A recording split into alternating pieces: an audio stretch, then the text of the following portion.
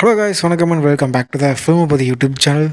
என்னடா நல்லா போய்கிட்டு இருக்குது, எந்த பிரச்சனையும் இல்லாமல் ஒரு மாதிரி ஜாலியாக போய்கிட்டு இருக்குது அப்படின்னு நினச்சோம்னா, நேற்றுக்கு யாருமே எதிர்பார்க்காத ஒரு விஷயம் ஒன்று நடந்திருக்குது. திரைத்துறையில் இருக்க அத்தனை பேரோட மனசையும் உழுக்கிற ஒரு சம்பவம் ஒன்று நடந்திருக்குது.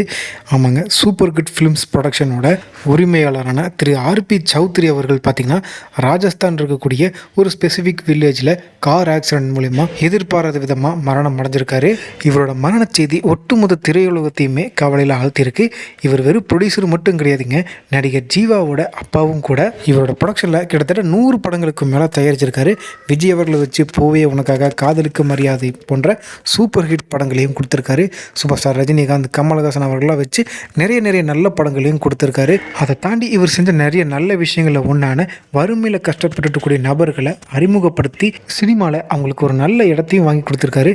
இப்படிப்பட்ட ஒரு நல்ல மனிதர் எதிர்பாராத விதமாக கார் விபத்தில் இறந்துட்டார் அப்படின்னு கேட்கும்போது தான் மனசுக்கு ரொம்பவே வருத்தமாக இருக்குது. இந்நிலையில் ஆர்பி சௌத்ரி அவர்களோட 2வது மகனான ஜீவா அவர்கள் தன்னோட தந்தை இருந்த நியூஸை கேட்டு மனவருந்தி அழுதுகிட்டு இருக்கும்போது தாவேகா தலைவர் விஜய் அவர்கள் கால் பண்ணி ஆறுதலும் சொல்லியிருக்காரு. ஆர்பி சௌத்ரி அவர்களோட உடல் ஆக்சிடென்டான உடல் அப்படின்றனால ரொம்ப நேரம் வீட்டில் வச்சிருக்க முடியாது, அதனால் சீக்கிரமாக அவங்க வீட்டு முறைப்படி அடக்கம் செய்ய ஆரம்பிச்சிருவாங்க.